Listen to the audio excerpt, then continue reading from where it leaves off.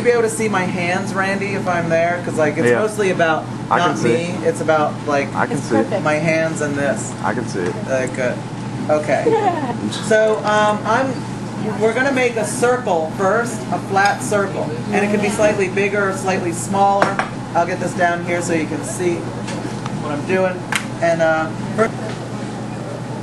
so the first thing you're gonna do is sort of like stretch it out. If you're in my class, you've been doing this a lot lately. So what we're going to do is make sort of a cone shape. And we're going to roll it out. And if you're a little like weak in the hands, maybe you could like have a friend kind of roll it out with you. So we're going to roll them out. And you just want to make sure that you have enough for like a wide circle. So you just kind of want to push it out. And we'll have these around. These are in the back of my room along with rolling pins. And these are going to dictate the thickness so that you don't have to wish that your bowl was a pound lighter. You know what I mean? Because it's kind of good to kind of let them harden up, kind of stiffen up a little bit. But we want to roll the slab if you're not in the ceramics class or you didn't have Miss Custer last year. You want to make sure that you flip the slab over. You're fabulous. Look at that. Good job, Miss C. So we'll have some templates around, and they'll look like Pac-Man. Does everyone see Pac-Man? Can everyone see that? Can you see that, Randy, with that? So the first thing you'll do is cut out the Pac-Man. And you can cut it a little less or a little bit more.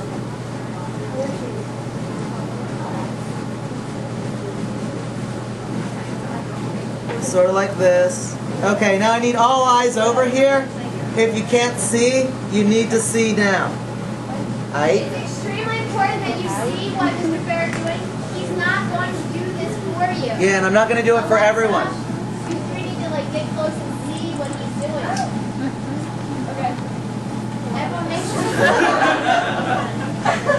Yeah. Make sure that gets picked up so it doesn't get crushed on the floor. Thank you. Good. All right, come on over here. Yeah. All right. So the first thing I'm going to do, so it's nice and smooth, you can kind of take your supple little fingers and smooth out the edge so you're compressing the hard, sharp edge down, so that makes it pretty. And then we're going to make 2 cuts. This is very important, and we'll have like a little diagram when you start doing it, but watch and kind of remember. So I'm going to go like this. I'm going to cut a 45-degree angle. If you're in my class, you've been making 45-degree angles and all that. So I'm going to go like this and make a cut, sort of like that, right into Pac-Man's mouth. And then I'm going to lift the clay up. And then I'm going to flippy over here, and I'm going to make the same exact cut as if I'm doing the same thing over again, as if I'm Bill Murray in Groundhog Day. I love that movie. Seen that. The same thing happens over and over again. Okay, so then I'm going to mush this end down a little bit too. Very carefully and evenly with my supple little fingers. And something like that, so it's nice and smooth.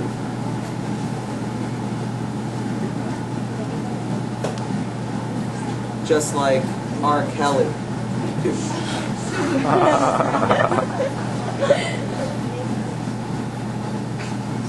that.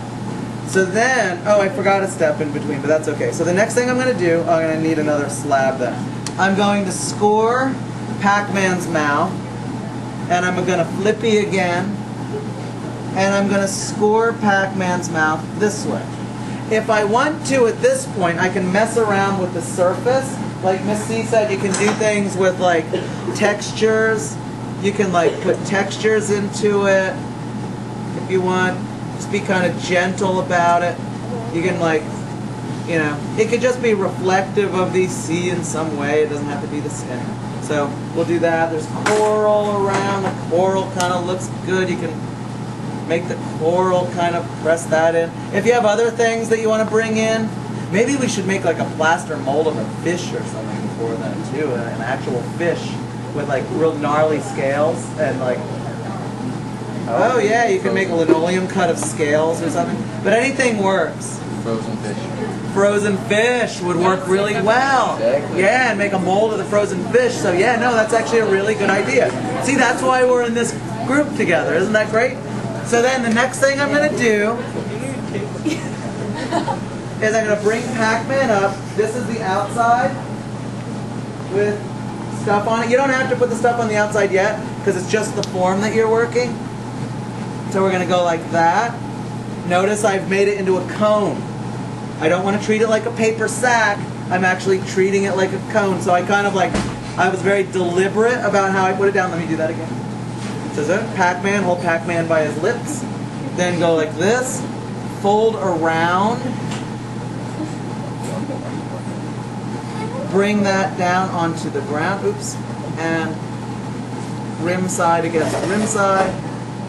See, this is why we probably want to do this one day, kind of making the slabs, wrap them up for a week, let them dry a little bit, or wrap them up for a day maybe, right? Like, and then come back the next day. So then we have this as our bowl shape. And you could work with a pal. Hey pal, who wants to be my pal? Here, I need just a set of hands to hold this. Yeah, there you go. Hey pal, like that. So then if you can hold that for 2 seconds while I do this, pal, we're going to do this, and we're going to take a little bit of clay so it has a base. And then this will be sort of like your format. You'll have a nice shallow soup bowl. If you want to make it more conical, you can just like cut it more. So we're going to go like that. I'm sort of like throwing it towards myself, so I'm pulling it. And then I can do this. I can make that a little smaller or a little longer if I want. Do that. And then I'll just mark this so I can have, you can use a ruler, some kind of straight edge, whatever you want. And then we'll do something like this, and something like this. And the best connectors are angles. So I'll do the same kind of angle that I cut for Pac-Man's mouth. I'll do that, and I'll do this. Are you catching all that, Randy? Is that okay? Is anything in your way? So I'm going to score this, and I'm going to score this, and then I'm going to join those together. Okay, and then I'll just score this so it's roughed up. So scoring is kind of like Velcro if you've not worked with clay for a while. Velcro, like if you just kind of stick a piece of fabric against a piece of fabric, it just falls, you know? But if you have Velcro, it sticks, and, you know, right? Velcro. So you can go like this, thanks pal, and then we go like this. And then we're going to kind of sit that within the base. And now I have a bowl that's going to be a nice sort of thin shape. But it doesn't necessarily have to stay like this. So like if you want to make it more, I don't know, it's really wet. So it's probably good to roll them out one day. This is like totally crazy and wet. And you don't usually work on things like this. You usually like give it a day. Or even to like, see this mat that we roll them out on is fabric, so it tends to suck moisture out, and that's kind of nice because it sucks a little bit of the moisture out of the clay. But say you want to do something like, I don't know, if we're doing undersea or something to deal with like the ocean, and you want to do something that has something to do with like this sort of undulating clamshell, you can kind of, yeah, do a little funky like that. We could have scored it first maybe with like a tool to kind of give it some texture. So anyway, we could do something like that. The bottoms maybe we'll make a little longer. Nah, that's fine. So that's fine. Okay. Oh, it'll have a little point in the middle, so just take like a little bit of clay and kind of stick in a little nub and then work that in with your finger or a tool if you can't get your finger down in there. But generally, since it's sort of a bowl shape. And that's, where's the like? Alexander. Alexander. Yeah, you guys are in the class, so you've kind of like done this, but so you're doing those other things now. So like plugging the holes. So you kind of plug the hole up. So you guys will direct. Who else is in my? You were in there. Yeah, if you were in a ceramics class or are in it currently, I could really help if like you guys sort of buddied up with other people too and sort of like walked around. We won't think you're totally obnoxious if you say like, maybe you want to do this or that or something like that. It won't be that bad. So then you can work this. The base we kind of want to work up into the rest of the form. So you can kind of do it roughly first, kind of rough that up and in. You can flare it out, change the shape. There's a whole lot you can do with that. But this, I think, gives us like more like not quality control, but like quantity control with the amount of clay we're using, and then we know what we're doing. And then, so anyway, we have that. And then the last thing I was going to show you, just so you know how to do it if you want to do it, so you can kind of think of ideas. If you have an idea and you want to do something and you want to ask a question like next time we get together. I'm just going to make this more tweaky here. Ask me next time we get together, and we can then I'll sort of do a big demo for everyone. But I figured since we're doing this, then I'll show you one other thing, which Rebecca Smith did all last year in my class, which was to make these pooled handles. But she started doing all these. Is there fish? Oh, that's like that fish that's up there. See the fish up there with these nice sort of like thin little appendages. That's sort of exactly like a cup handle. It's the same technique as this. We just did this morning. So this is a cup handle that goes from thick to thin. Everyone uses cups and handles. So that's that. What's that? It's mine. It is a beautiful cup, isn't it? So I'm going to show you how to do that. So if you want those little appendages, they work really well for like little handles, or if you want to make like a squid or an octopus or something like that. You can do a little something like this, kind of like squeeze it into like a little shape, dunk into some water, wet your hand, keep this side dry that you're holding with, like this, and then you can do this like in class too. Like you guys can do this for making things. Did I do this in your class this morning? Yeah. So you kind of pull it, it nicely, and then you can actually lay it down and shape it however you want. Like if you want it into a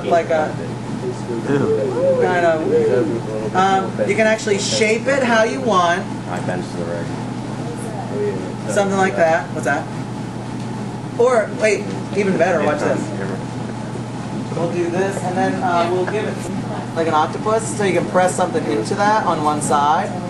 Do little suction cups. It's a little wet for that right now, but you can totally do something like that. Yeah, that didn't really come out so well. But, kind of like make it into the shape you want. I'll just be really hasty. I'll put this down. And then when you go to attach it, say I want like something like that. And you want like appendages here and there. You can kind of, the more attachments you have for things like that, the better they might be. But like when I think underwater, I kind of think like tentacles and like, sort of strange things that I've never seen before. I think of those like crazy, dragon seahorses, bioluminescence. So like something like that, you can do like a couple little handles, voila, something like that. So you can kind of break. But you want to score those on, make sure they've been scored on and done well. But you can get a lot of mileage out of a couple little techniques. And you'll end up with something that you're probably pretty happy with. And anything else you want me to show? Just know that this is something you give to the empty bowl benefit. Like you're going to make it, but you'll be donating it to the empty bowl benefit so they can raise everyone. Does anyone have any